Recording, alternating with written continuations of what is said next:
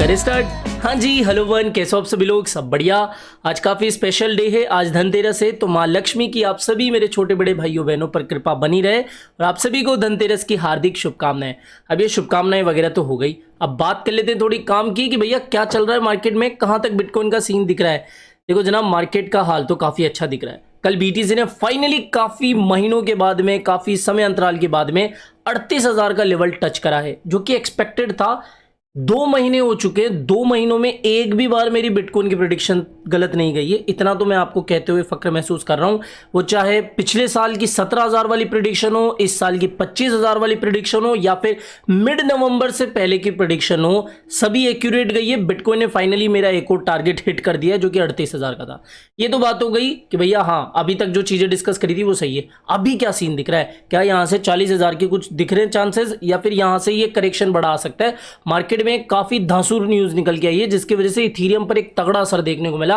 और ना सिर्फ असर देखने को मिला, बल्कि भैया मैंने तो मोटा पैसा कमाया भी है। लगभग 170% का प्रॉफिट मेरे पोर्टफोलियो के अंदर ऐड हुआ है, यानी कि डेली ट्रेड में मैंने काफी बड़ा प्रॉफिट कमाया है। सीधे बात करते हैं देखो बिटकॉइन की। यहां पर इधर उधर की बात छोड़ो, ये चार्ट पकड़ लो आप। ये चार्ट ही आपके लिए इस समय रामबाण का उपाय होगा। शॉर्ट के लिए तो मैंने कल इतना साफ साफ मना करा था, उल्टा लॉन्ग के लिए मैंने कहा था कि भाई साहब देखो, जैसे ही 36,300 400 इसके आसपास बीटीसी देखने को मिले, पकड़ लेना भाई साहब, एक अच्छी लॉन्ग की पोजीशन बन रही है। और जिन भी भाई लोगों ने कल लॉन्ग लिया होगा, काफी तगड़ा प्रॉफिट लेके बैठे होंगे। अभी देखो मैं फिर से कह रहा हूं, यहां पर 40,000 से पहले आप सोचो ही मत कि भैया कोई बड़ा करेक्शन आएगा। 38,000 का मेरा टारगेट था, यहां तक बीटीसी चल गया। अब देखो ये जो पूरा जोन है ना, यही है भैया रेजिस्टेंस जोन।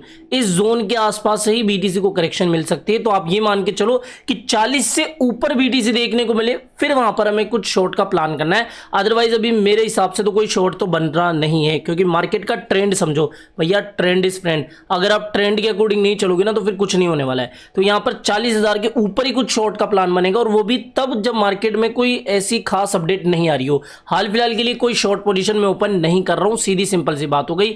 वो चाहे इसके अकॉर्डिंग हो, वो चाहे इसके अकॉर्डिंग हो, सिंपल सी बात हो गई। अब बात करते हैं कि भैया क्या खबर निकल गई है। देखो कल एक खबर निकल के आई कि ब्लैक रॉक जो है, दुनिया की सबसे बड़ी एसेट मैनेजमेंट कंपनियों की बात करें तो ब्लैक रॉक शीर्ष पर आती है। ब्लैक रॉक से जुड़ी हुई कल एक अफवाह, या फिर कह सकते हो कि रूमर चल रहे थे मॉर्निंग तक कि भैया ब्लैक रॉक जो है इथीरियम का स्पॉट ईटीएफ ला सकती है। ऐसा मार्केट में रूमर चल रहा था, लेकिन शाम होते होते या फिर देर रात तक कंफर्म हो गया कि ब्लैक रॉक जो है वो ऑफिशियली इथीरियम का ईटीएफ ला रही है। ये कंफर्म हो गया नेस्डेक फाइलिंग के अंदर। यानी कि क्या है कि ब्लैक रॉक अब बिटकॉइन ईटीएफ के साथ साथ इथीरियम ईटीएफ भी ला रही है।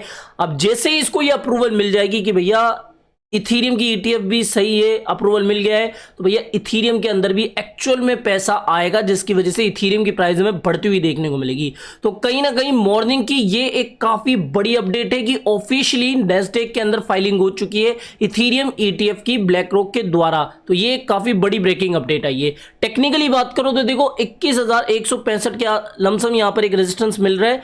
यहां पर रहा है तब तो हम देखेंगे भैया कुछ शॉर्ट करे, अदरवाइज मैं तो यही कहूंगा कि इसको भी अभी शॉर्ट मत करो। शॉर्ट करना इस समय थोड़ा नुकसान का सौदा हो सकता है।